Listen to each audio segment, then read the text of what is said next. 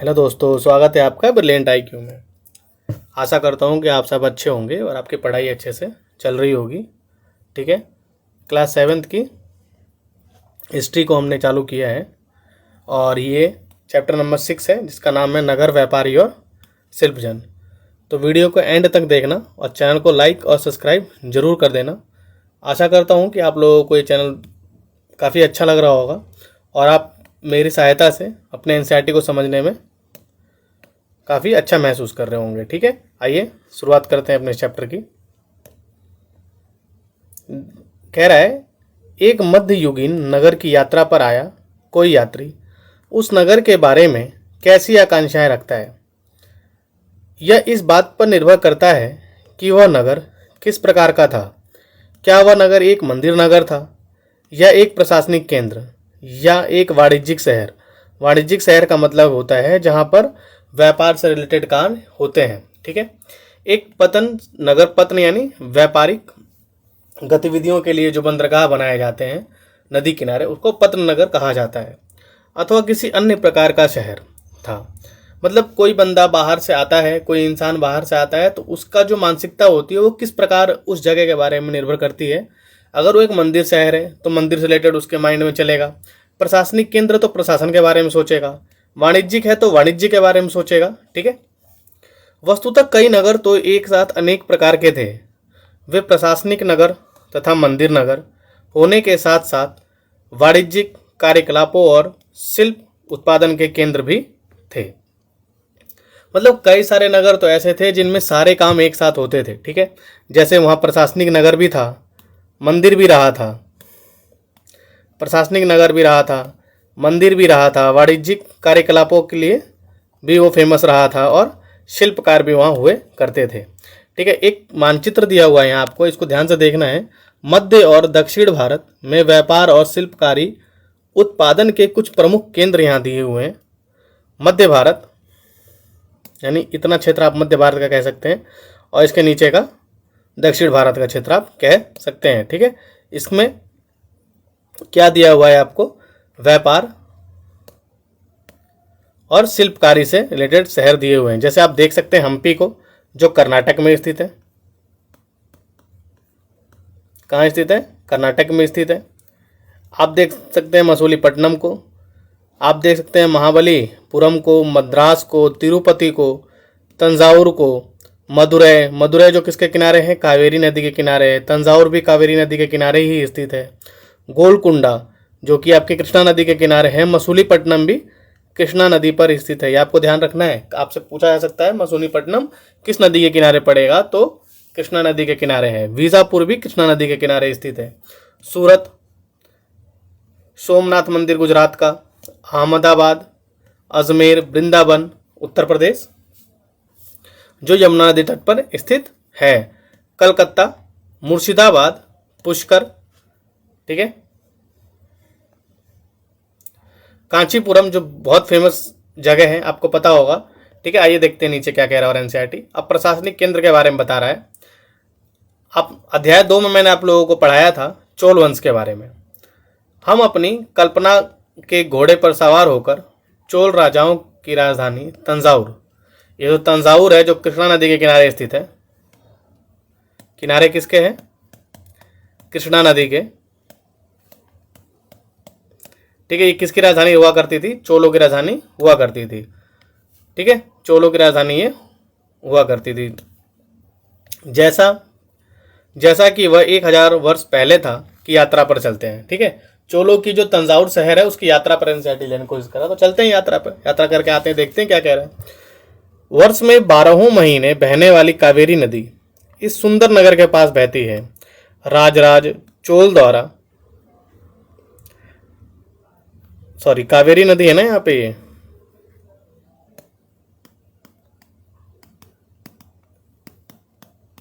कौन सी नदी है? कावेरी नदी है ये।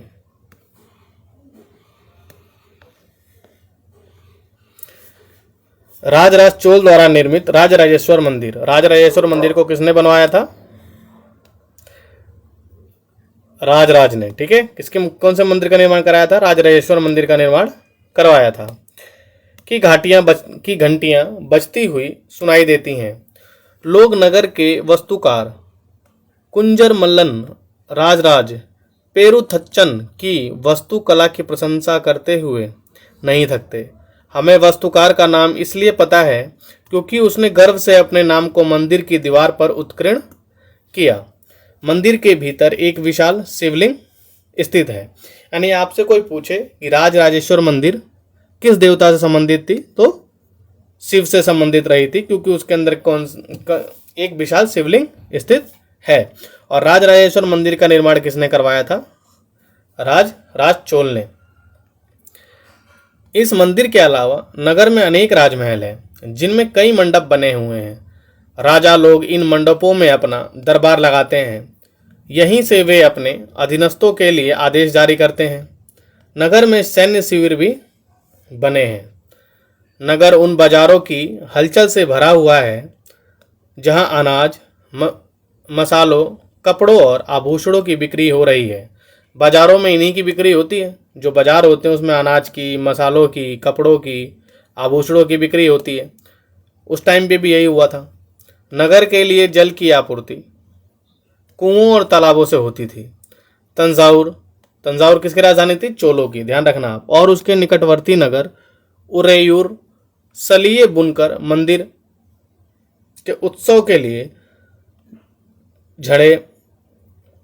झंडे झाड़ियां बनाने का कपड़ा राजा और अभिजात वर्ग के लोग बढ़िया सूती वस्त्र और जनसाधारण के लिए मोटा सूती वस्त्र तैयार कर रहे हैं।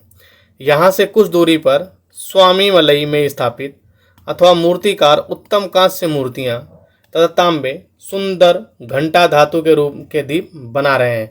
ये उस टाइम की जानकारी है, ओनली जानकारी, ठीक है। इसके नोट्स बनाने की जरूरत नहीं है, सिर्फ आपको उसकी क्या लेनी है? जानकारी ले लेनी है, ठीक है। आगे देखते हैं। मंदिर नगर और तीर्थ केंद्र। तंजाउर एक मंदिर नगर का उदाहरण है। आपसे पूछा जाए तंजाउर किसका उदाहरण है, तो मंदिर नगर का उदाहरण तंजाउर है, ठीक है। जिस पे मैं टिक मार रहा हूं उसके आप नोट्स बना सकते हैं, जिससे आपको ये काफ़ी दिनों तक याद रहेगा और आपको ये पता लगेगा कि कौन सा कितना इंपॉर्टेंट टॉपिक है जहां से स्टेट पीसीएस या यूपीएससी ने क्वेश्चंस पूछे हुए हैं, ठीक है। कभी ना कभी यहाँ से क्वेश्चन बना हुआ है। आगे देखते हैं। मंदिर नगर एक की नगरीकरण का एक अत्यंत महत्वपूर्ण प्रतिरूप प्रस्तुत करते हैं। नगरीकरण नगरों के विकास की प्रक्रिया है। मंदिर अक्सर समाज और अर्थव्यवस्था दोनों के लिए ही अत्यंत महत्वपूर्ण होते हैं। मंदिर जो हैं वो किस किस के लिए महत्वपूर्ण है? समाज के लिए और अर्थव्यवस्था के लिए, ठीक है। मंदिरों के बाहर आपने देखा होगा काफ़ी दुकानें लगी होंगी जिससे कई लोगों का रोजगार चलता होगा, तो वो काफ़ी लोगों की अर्थव्यवस्था के लिए काफ़ी इंपॉर्टेंट है। और समाज आपने देखा होगा मंदिरों में लोग इकट्ठा होते हैं और वहाँ पे काफ़ी चीज़ें होती हैं जो समाज के लिए भी अत्यंत महत्वपूर्ण है। शासक विभिन्न देवी देवताओं के प्रति अपना भक्तिभाव दर्शाने के लिए मंदिर बनाते थे। वे मंदिरों को भूमि एवं धन अनुदान में देते, जिनकी आय से धार्मिक अनुष्ठान विधि विधान से संपन्न किए जाते।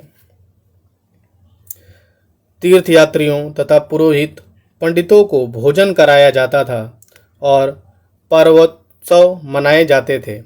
मंदिर के दर्शनार्थी भी दान दक्षिणा किया करते थे। तो जो मंदिर में दर्शन करने लोग आते थे वो दान दक्षिणा करते थे। जो दान दक्षिणा की परंपरा आज चली हुई है ये कहीं ना कहीं हमारे प्राचीन काल से जुड़ी हुई है, मध्यकाल से जुड़ी हुई है, ठीक है। ये मूर्ति आप देख रहे हैं, ये किसकी मूर्ति है? कांसे की। किसकी? कांसे की मूर्ति है। किसकी मूर्ति है? कांसे की मूर्ति है, ठीक। इसके बारे में बताया हुआ है। कांसा एक मिश्र धातु होती है। कांसा क्या होती है? एक मिश्र धातु जो तांबे और टीन को के मेल से बनती है। घंटा धातु में रांगे का अनुपात किसी भी अन्य किस्म के तांगे से अधिक होता है। यह घंटे जैसी ध्वनि उत्पन्न करती है।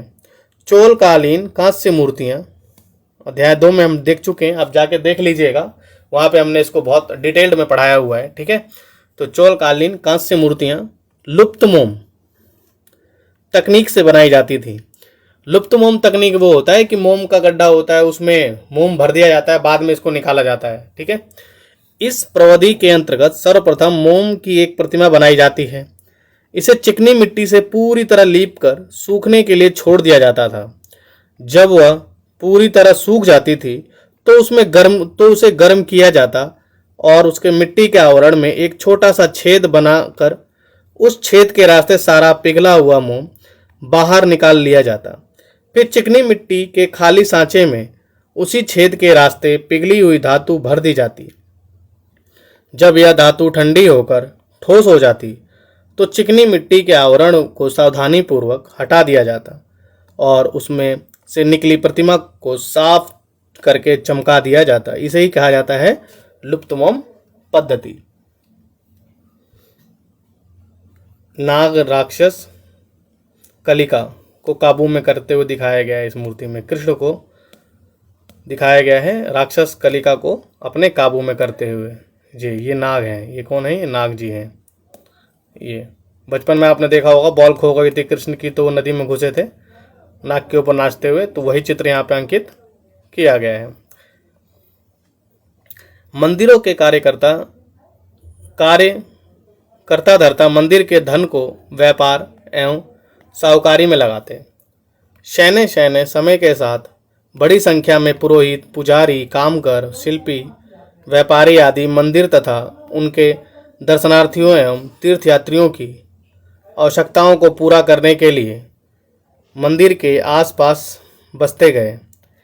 इस प्रकार मंदिर नगरों का विकास हुआ। इसी रीति से मंदिरों के चारों ओर अनेक नगरों का आविर्भाव हुआ। जैसे मध्य प्रदेश में भिल्ल स्वामीन भिलसा या विदिशा और गुजरात में सोमनाथ। कभी आपसे पूछे ये जो भिल्ल स्वामीन मंदिर है ये कहाँ स्थित है? मध्य प्रदेश में। और सोमनाथ कहाँ स्थित है? गुजरात में। कुछ अन्य महत्वपूर्ण मंदिर नगर तमिलनाडु के कांचीपुरम तथा मदुरै और आंध्र प्रदेश में तिरुपति। तो ये तीनों वर्ड आपको ध्यान रखना है, कांचीपुरम, मदुरै और तिरुपति। ये तीनों क्या हैं? मंदिर नगर हैं।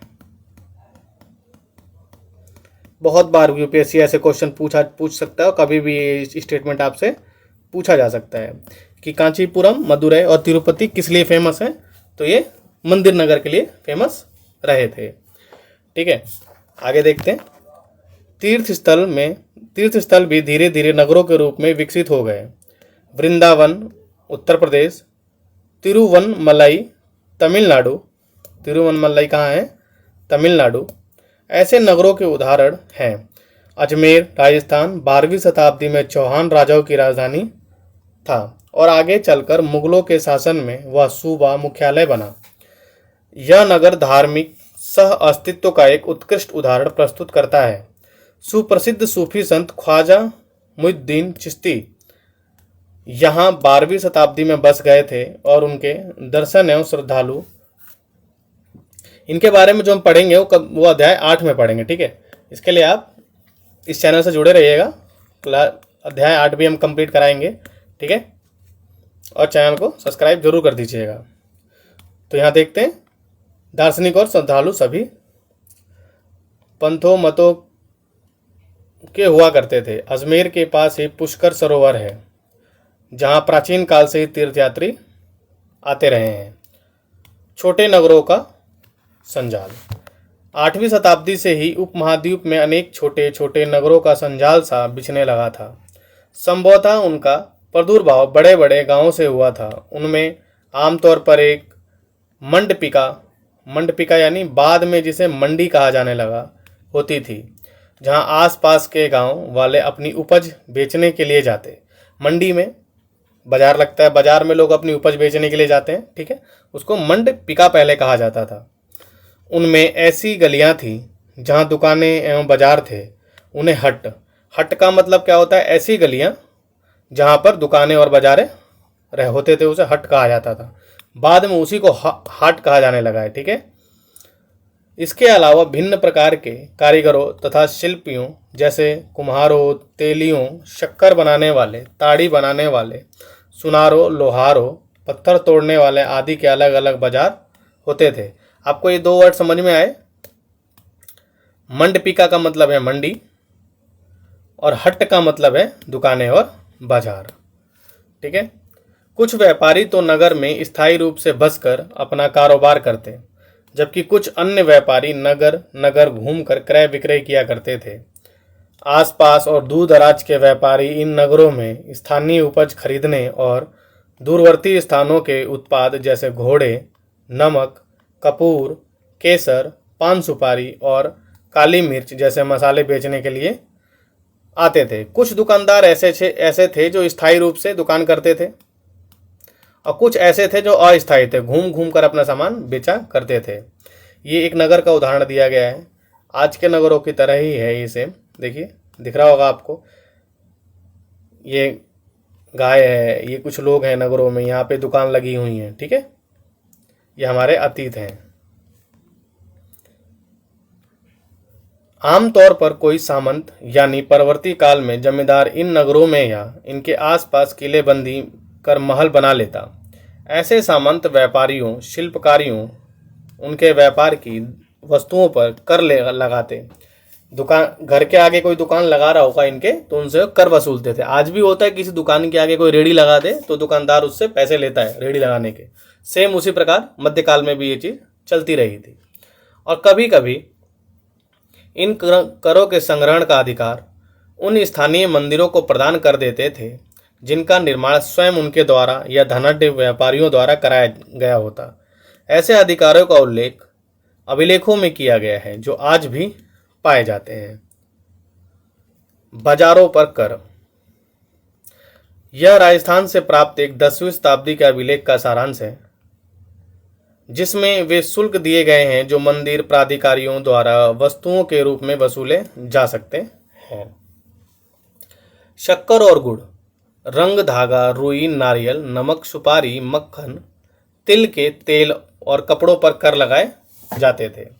इसके अलावा व्यापारियों पर, धातु की चीज़ें बेचने वालों, आशाओं को, तेल, पशु चारे और अनाज के बोरों पर भी कर लगाए जाते थे। इनमें से कुछ कर तो वस्तु के रूप में और कुछ नगद के रूप में वसूले जाते हैं, और ये चीज़ आज के टाइम पे भी हमको देखने के लिए मिलती है। ठीक है, यही चीज़ यहाँ बताया हुआ है। आज के बाजारों के बारे में जानकारी। बड़े और छोटे व्यापारी। व्यापारी कई प्रकार के हुआ करते हैं, उनमें बंजारे लोग, इसको अध्याय 7 में देखेंगे, भी शामिल थे। कई व्यापारी, विशेष रूप से घोड़ों के व्यापारी, अपने संघ बनाते जिनका एक मुखिया होता। वह मुखिया उनकी ओर से घोड़े खरीदने के इच्छुक योद्धाओं से बातचीत करता।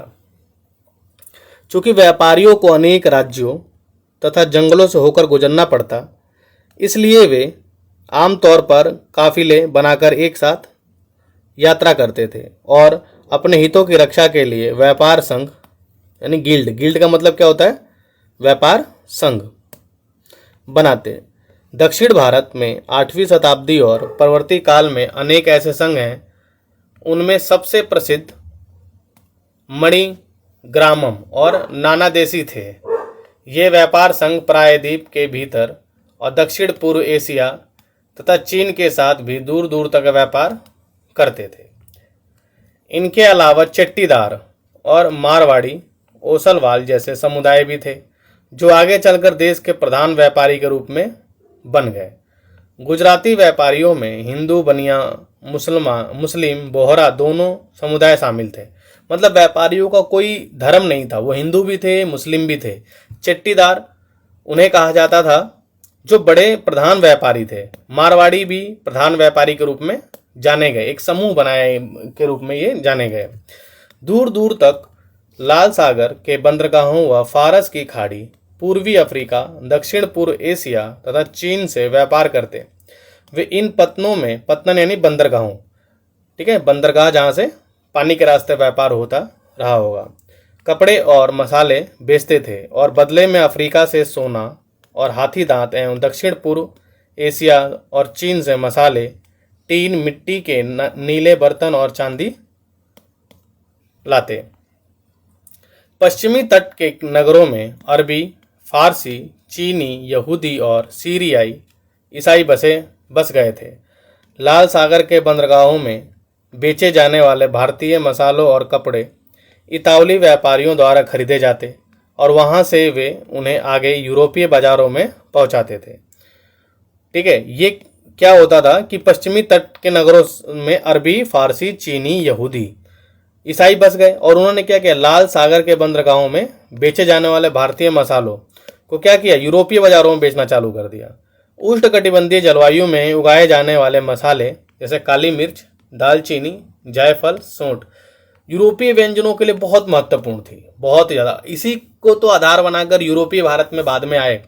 ठीक है, क्योंकि इनके द्वारा अप्रत्यक्ष रूप से ये व्यापार के लिए काफ़ी अच्छा था अरबों के लिए, लेकिन यूरोपियों के लिए व्यापार के लिए काफ़ी नुकसानदायक रहा था।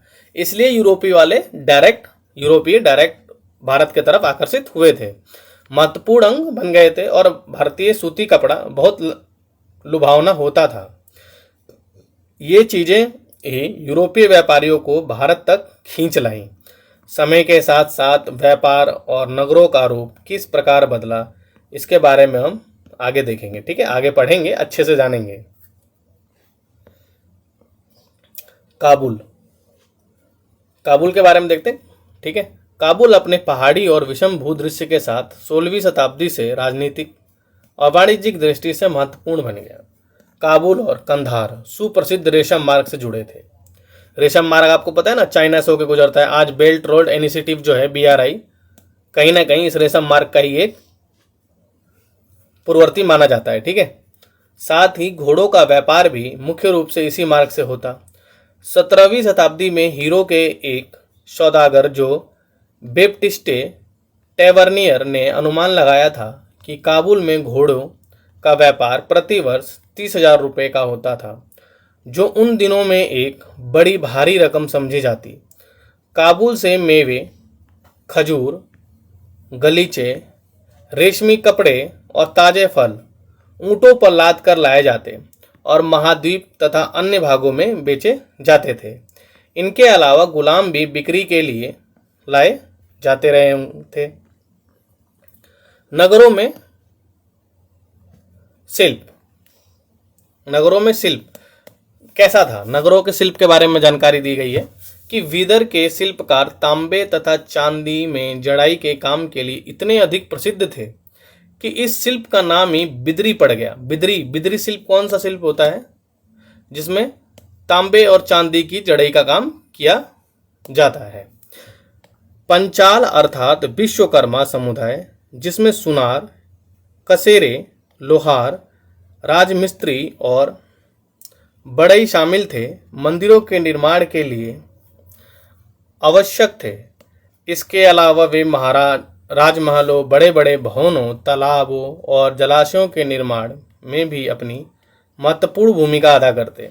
इसी प्रकार सालियार या केक्को कोलार जैसे बुनकर भी समृद्धशाली समुदाय बन गए थे और वे मंदिरों को भारी दान दक्षिणा दिया करते। वस्त्र निर्माण से संबंधित कुछ अन्य कार्य जैसे कपास को साफ करना, कातना और रंगना भी स्वतंत्र व्यवसाय बन गया, जिनके लिए विशेषज्ञता की आवश्यकता होती थी। ठीक है, ये स्तंभ जो आप देख रहे हैं, ये शॉल का बॉर्डर है। शॉल का क्या है? ये बॉर्डर है। शॉल जो बनाया जाता था, इस प्रकार के उस पर कलाकारी की जाती थी, जो ठंडी के दिन में ओढ़ा जाता है। पीतल के इस मोमबत्ती कला का आवरण है ये। ठीक है, ये देखो, ये शॉल का आवरण है। ठीक, और ये पीतल का आवरण है एक। कुछ देखो इससे मैच कर रहा है। ठीक है,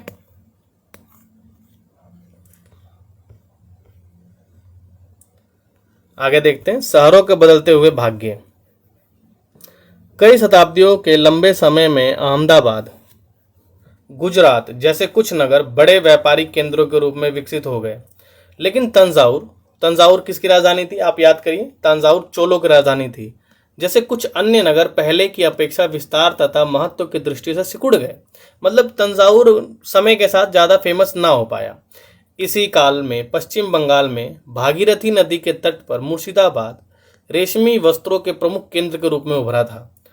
वह 1704 ईस्वी में बंगाल की राजधानी बन गया, लेकिन इसी शताब्दी के दौरान उसका सितारा डूब गया, क्योंकि वहाँ के बुनकर इंग्लैंड को मीलों से बनकर आए सस्ते कपड़े के साथ प्रतियोगिता में टिक ना सके। यानी इंग्लैंड में औद्योगिक क्रांति चालू हो गई, जिससे इंग्लैंड में मशीनों का आविष्कार हुआ और मशीनों के बने हुए कपड़ों के आगे ये हाथ से बने हुए कपड़े टिक नहीं सके, क्योंकि वो सस्ते हुआ करते थे और ये हाथ से बने थे तो महंगे थे। तो नॉर्मल सी बात है कि बाजारों में इनकी मांग कम हो गई थी। ठीक है, देखते हैं हम्पी, मसूलीपट्टनम, मैंने मैप पे दिखाया था आपको। हम्पी जो कर्नाटक में है, मसूलीपट्टनम और सूरत। नज़दीक से डालते हैं इस पे एक नज़र। हम्पी की वास्तुकला का सौंदर्य। हम्पी नगर कृष्णा और तुंगभद्रा नदियों की घाटी में स्थित है। बहुत इंपॉर्टेंट है, ध्यान रखना है। कृष्णा और तुंगभद्रा नदी घाटियों में स्थित कौन है? हम्पी नगर। ये पूछा है, ये पूछा गया है। ठीक है, यूपीएससी ने इस क्वेश्चन को पूछा हुआ है। यह नगर 1336 में स्थापित विजयनगर साम्राज्य का केंद्र स्थल था। हम्पी के शानदार खंडहरों से पता चलता है कि उस शहर की किलेबंदी उच्च कोटि की थी। किले की दीवारों के निर्माण में कहीं भी गारे, चूने जैसी किसी भी जोड़ने वाले मसालों का प्रयोग नहीं किया गया था और शिलाखंडों को आपस में फंसाकर गूंथा गया था। हम्पी के अहाते की टूटी हुई दीवारों का बुर्ज दृश्य देख रहे हैं आप, ये दृश्य हम्पी के हैं। ठीक है, किलेबंदी के। एक किलाबंद नगर। एक पुर्तगाली यात्री डोमिंगो पेज ने 16वीं शताब्दी में हम्पी नगर का वर्णन इस प्रकार किया है। हम्पी नगर के बारे में डोमिंगो पेज ने क्या बताया है? गोवा से आने वाले लोग जिस प्रवेश द्वार से गुजरते हैं, उस द्वार के भीतर राजा ने एक अत्यंत सुदृढ़ प्राचीरबद्ध नगर बसा रखा है, जो दीवारों और बुर्जों से सुरक्षित है। ये दीवारें अन्य नगरों की दीवारों जैसी नहीं हैं, बल्कि बहुत मजबूत राजगिरी का एक ऐसा नमूना है जो अन्य भागों में बहुत कम देखने को मिलेगा। उसके भीतर उसी रीत से बनाए गए भवनों की अत्यंत सुंदर कतारें हैं, जिनकी छतें सपाट हैं। आपके विचार में यही नगर किलेबंद क्यों था? आप बताना मेरे को, सोचना, सोच के कमेंट करना क्यों था, फिर मैं आपको बताऊंगा। बिट्ठूर मंदिर कहाँ स्थित है? हम्पी में। ध्यान रखना आप इस बात को, बिट्ठूर मंदिर कहाँ स्थित है? हम्पी में। हम्पी की वास्तुकला विशिष्ट प्रकार की थी। यहाँ के शाही भवनों में भव्य मेहराब और गुंबद थे। वहाँ स्तंभों वाली कई विशाल कक्ष थे, जिनमें मूर्तियों को रखने के लिए आले बने हुए थे। वहाँ सुनियोजित बाग बागीचे भी थे, जिनमें कमल और टोडों की आकृति वाले मूर्तिकला के नमूने थे। 15वीं-16वीं शताब्दियों के अपने समृद्ध काल में हम्पी कई वाणिज्यिक और सांस्कृतिक गतिविधियों से गुंजयमान रहा था। उन दिनों हम्पी के बाजारों में मूरो का मतलब क्या होता है? मुस्लिम सौदागरों के लिए सामूहिक रूप से प्रयुक्त होता है ये मूरो। चट्टियों और चट्टी यानी प्रधान व्यापारी और पुर्तगालियों जैसे यूरोपीय व्यापारियों के एजेंटों का जमघाट लगा रहता था। कहाँ? हम्पी में। ये देख रहे हैं आप एक रथ मंदिर। मंदिर सांस्कृतिक गतिविधियों के केंद्र होते थे और देवदासियां विरूपाक्ष शिव मंदिर के उनके स्तंभ वाले विशाल कक्षों में देव प्रतिमा। विरूपाक्ष मंदिर कहाँ स्थित है? हम्पी में। कहाँ स्थित है? हम्पी में। राजा तथा प्रजाजनों के समक्ष नृत्य किया करती थी। महानवमी पर्व, जो आज दक्षिण में नवरात्रि का पर्व कहलाता है, ये भी आपको ध्यान रखना है। महानवमी पर्व जो है वो दक्षिण में नवरात्रि के पर्व के रूप में जाना जाता है। उन दिनों हम्पी में एक अत्यंत महत्वपूर्ण पर्व माना जाता था। पुरातत्वविदों ने उस महानवी मंच को खोज निकाला है, जहां राजा अपने अतिथियों का स्वागत सत्कार करता था और अधीनस्थ व्यक्तियों से नजराने उपहार लिया करता था। वहीं विराजमान होकर राजा नृत्य एवं संगीत तथा मल्ल युद्ध के कार्यक्रम को भी देखा करता था। 1565 में दक्कनी सुल्तानों गोलकुंडा, बीजापुर, अहमदनगर, परार और बदीर के शासकों के हाथों विजयनगर की पराजय के बाद हम्पी का विनाश हो गया। हम्पी का विनाश कैसे हुआ? गोलकुंडा, बीजानगर, अहमदाबाद, बरार और बीदर के शासकों के हाथों विजयनगर की पराजय के बाद हम्पी का क्या हो गया? विनाश हो गया। सूरत, जो कि गुजरात में स्थित है। सूरत मुगल काल में कैबे, आज के खंभात, और कुछ समय बाद के अहमदाबाद के साथ साथ गुजरात में पश्चिमी व्यापार का वाणिज्यिक केंद्र बन गया। सूरत ओरमुज की खाड़ी से होकर पश्चिम एशिया के साथ व्यापार करने के लिए प्रमुख मुख्य द्वार था। सूरत क्या था? ओरमुज की खाड़ी से होकर पश्चिम एशिया के साथ व्यापार करने के लिए मुख्य केंद्र रहा था। सूरत को मक्का का प्रस्थान द्वार भी कहा जाता था, क्योंकि बहुत से हज यात्री जहाज से यहीं से रवाना होते। वाणिज्यिक केंद्र किसे कहा जाता है? ऐसा स्थान जहां विभिन्न उत्पाद केंद्रों से होने वाला माल खरीदा बेचा जाता है। सूरत एक सर्वदेशीय नगर था, जहां सभी जातियों और धर्मों के लोग रहते थे। 17वीं शताब्दी में वहां पुर्तगालियों, डचों और अंग्रेजों के कारखाने एवं माल गोदाम थे। अंग्रेज इतिहासकार ओविंगटन ने 1689 में सूरत बंदरगाह का वर्णन करते हुए लिखा है कि किसी भी एक वक्त पर भिन्न भिन्न देशों के औसतन 100 जहाज इस बंदरगाह पर लंगर डाले खड़े देखे जा सकते थे। सूरत में ऐसी अनेक दुकानें थीं जो सूती कपड़ा, थोक और फुटकर कीमतों पर बेची जाती थी। सूरत के वस्त्र अपने सुनहरे गोटा किनारियों के लिए प्रसिद्ध थे और उनके लिए पश्चिम एशिया, अफ्रीका और यूरोप में बाजार उपलब्ध थे। राजा ने विश्व के सभी भागों से नगर में आने वाले लोगों की आवश्यकताओं को पूरा करने के लिए अनेक विश्राम गृह बना रखे थे। वहाँ भव्य भवन और असंख्य मनोरंजन स्थल थे। सूरत में काठियावाड़ी, सेठों तथा महाजनों की बड़ी बड़ी साहूकारी कंपनियां थीं। उल्लेखनीय है कि सूरत से जारी की गई हुंडियों को दूर दूर तक मिस्र में काहिरा, इराक में बसरा और बेल्जियम में एंटवर्प के बाजारों में मान्यता प्राप्त थी। हुंडी किसे कहते हैं? एनसीईआरटी ने समझाया है, एक ऐसा दस्तावेज जिसमें एक व्यक्ति द्वारा जमा कराई गई रकम दर्ज रहती थी। हुंडी को कहीं अन्य पुस्तक के जमा की गई राशि से प्राप्त किया जा सकता था। ठीक, मान्यता प्राप्त की गई थी। किंतु 17वीं शताब्दी के अंतिम वर्षों में सूरत का भी अधपतन प्रारंभ हो गया। इसके कई कारण थे। मुगल साम्राज्य के पतन के कारण बाजारों तथा उत्पाद की हानि, पुर्तगालियों द्वारा समुद्री मार्गों पर नियंत्रण और बम्बई, वर्तमान मुंबई से प्रतिस्पर्धा, जहां 1668 में अंग्रेज ईस्ट इंडिया कंपनी ने अपना मुख्यालय स्थापित कर लिया था। आज सूरत एक महत्वपूर्ण वाणिज्यिक केंद्र है। जोखिम भरा दौर मछलीपट्टनम के लिए एक चुनौती। मछलीपट्टनम तथा मछलीपट्टनम नगर कृष्णा नदी डेल्टा पर स्थित है। 17वीं, मछलीपट्टनम ध्यान रखना आप, कृष्णा नदी डेल्टा के पास स्थित है। 17वीं शताब्दी में यह भिन्न भिन्न प्रकार की गतिविधियों का केंद्र रहा था। हॉलैंड और इंग्लैंड दोनों देशों की ईस्ट इंडिया कंपनियों ने मछलीपट्टनम पर नियंत्रण प्राप्त करने का प्रयत्न किया, क्योंकि तब तक यह आंध्र तट का सबसे महत्वपूर्ण पत्तन बन गया था। मछलीपट्टनम का किला हॉलैंड वासियों ने बनाया था। यह आपको ध्यान रखना है। मछलीपट्टनम वो जो किला है वो किसने बनाया था? हॉलैंड वासियों ने बनाया था। मछुआरों का एक गरीब नगर। अंग्रेज ईस्ट इंडिया कंपनी के एक गुमास्ते विलियम मेथवर्ल्ड ने 1620 में इन शब्दों में मछलीपट्टनम का वर्णन किया था। क्या किया था? यह गोलकुंडा का एक मुख्य पत्तनम है।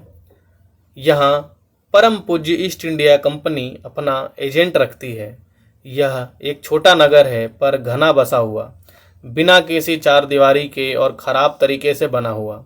ना ही ये अच्छी जगह स्थित है। इसके सभी जल स्रोत खारे पानी के हैं। पहले यह एक गरीब मछुआरा नगर था। आगे चलकर जहाँ जहाज़ों के लिए लंगर डालने की सुविधा हो गई, जिससे व्यापारी लोग यहाँ रहने लगे, और चूंकि हमारे तथा हॉलैंड के निवासी यहाँ इस तट पर आते जाते रहते थे, यह उनके लिए निवास की व्यवस्था करता था। इस अंग्रेज आदमी ने क्या बताया है कि अंग्रेजों के आने के बाद ही हम क्या हुए? सभ्य हुए। यहाँ भी इसने साम्राज्यवादी सोच को उजागर किया है। गोलकुंडा के कुछ शाही शासकों ने कपड़ों, मसालों और अन्य चीज़ों की बिक्री पर शाही अधिकार लागू किया, जिससे वहाँ एक व्यापार पूरी तरह ईस्ट इंडिया कंपनी के हाथों में ना चला जाए। विभिन्न व्यापारी समूहों, गोलकुंडा के कुलीन वर्गों, फारसी सौदागर, तेलुगु कोमटी चट्टीदार और यूरोपीय व्यापारियों ने नगर को घनी आबादी वाला और समृद्धशाली बना दिया। जब मुगलों ने गोलकुंडा तक अपनी शक्ति बढ़ा ली तो उनके प्रतिनिधि सूबेदार मीर जुल्मा ने, जो कि स्वयं एक सौदागर था, हॉलैंड वासियों और अंग्रेजों को आपस में भिड़ना शुरू कर दिया। 1686-87 में मुगल बादशाह औरंगजेब ने गोलकुंडा को मुगल साम्राज्य में मिला लिया। अब यूरोपीय कंपनी के आमने सामने अन्य विकल्प ढूंढने की समस्या खड़ी हुई।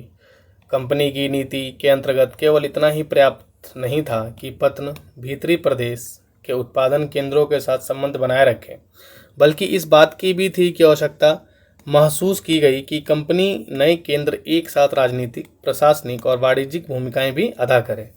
मतलब ये अब अंग्रेजों के दिमाग में ये भी चल रहा था कि जो कंपनी है वो प्रशासनिक, वाणिज्यिक और राजनीतिक भूमिका भी उसको अदा करनी चाहिए व्यापार के साथ साथ। जब कंपनी के व्यापारी मुंबई, कलकत्ता और मद्रास चले गए तब मसूलीपट्टनम अपने व्यापार और समृद्धि दोनों ही खो बैठा और 18वीं शताब्दी के दौरान उसका अधपतन हो गया।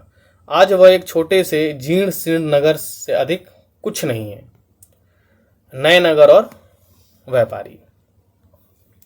16वीं और 17वीं शताब्दियों में यूरोप के देश व्यापारिक उद्देश्यों से मसालों और कपड़ों की तलाश में लगे हुए थे, जो यूरोप और पश्चिम एशिया दोनों जगह लोकप्रिय हो गए थे।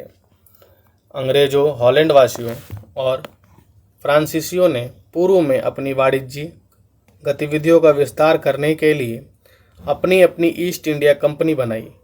प्रारंभ में तो मुल्ला अब्दुल गफूर और बिरजी वोरा जैसे कुछ बड़े भारतीय व्यापारियों ने, जिनके पास बड़ी संख्या में जहाज थे, उनका मुकाबला किया, परंतु यूरोपीय कंपनियों ने समुद्री व्यापार पर अपना नियंत्रण स्थापित करने के लिए अपनी नौशक्ति का प्रयोग किया और भारतीय व्यापारियों को अपने एजेंट के रूप में कार्य करने के लिए मजबूर किया। क्योंकि ये जहाज रानी इनकी बहुत अच्छी हुआ करती थी, आधुनिक चीज़ों से लुप्त थी, इसलिए भारतीय इनके आगे टिक नहीं सके। ठीक है, इसीलिए इन्होंने अपने एजेंट के रूप में भारतीय व्यापारी को काम करने के लिए क्या कर दिया, मजबूर कर दिया। अंततः अंग्रेज उपमहाद्वीप में सर्वाधिक सफल वाणिज्यिक एवं राजनीतिक शक्ति के रूप में उभरकर स्थापित हो गए। वस्त्रों जैसी वस्तुओं की मांग में तेजी आ जाने से अधिकाधिक लोगों ने कताई, बुनाई, धुनाई, रंगाई आदि धंधा अपना लिया। इससे इन शिल्पों का विस्तार हुआ। भारतीय वस्त्रों के रूप में रंग और डिजाइन अधिकाधिक परिष्कृत होते गए, किंतु इस काल में शिल्पकारों की स्वतंत्रता घटने लगी। शिल्पी जन पेशगी की प्रणाली पर काम करने लगे, जिसका अर्थ यह था कि उन्होंने जिन यूरोपीय एजेंटों से पहले ही पेशगी ली थी, उन्हीं के लिए उन्हें कपड़ा बुनना होता। अब बुनकरों को अपना कपड़ा या बुनाई के नमूने बेचने की स्वतंत्रता नहीं थी। पहले की तरह ये बुनकर अपना कपड़ा स्वयं नहीं बेच सकते थे, ठीक है, क्योंकि एजेंट का काम कर रहे थे। तो पहले ही इनको यूरोपीय एजेंटों से सलाह लेनी पड़ती थी, उनको बताना पड़ता था अपने सामान को बेचने के लिए।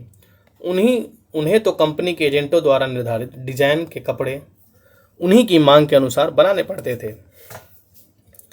18वीं शताब्दी में मुंबई, कलकत्ता, मद्रास नगरों का उदय हुआ, जो आज प्रमुख महानगर हैं। शिल्प और वाणिज्य में बड़े बड़े परिवर्तन आए जब बुनकर जैसे कारीगर तथा सौदागर यूरोपीय कंपनियों द्वारा इन नगरों में स्थापित ब्लैक टाउन्स में स्थानांतरित हो गए। ब्लैक यानी देसी व्यापारी और शिल्पकारों को इन ब्लैक टाउन्स में सीमित कर दिया गया, जबकि गोरे शासकों ने मद्रास में फोर्ट सेंट जॉर्ज और कलकत्ता में फोर्ट सेंट विलियम की शानदार कोठियों में अपने आवास बनवाए। 18वीं शताब्दी में शिल्प कलाओं तथा वाणिज्य की कहानी हमें अगले वर्ष पढ़ेंगे। मतलब अगले वर्ष का मतलब है क्लास 8th में पढ़ेंगे। अब टेंशन ना लो, 2 से 3 दिन बाद मैं इसको पढ़ाऊँगा, ठीक है। तो आप इस वीडियो से जुड़ जाना, लाइक और सब्सक्राइब जरूर कर देना।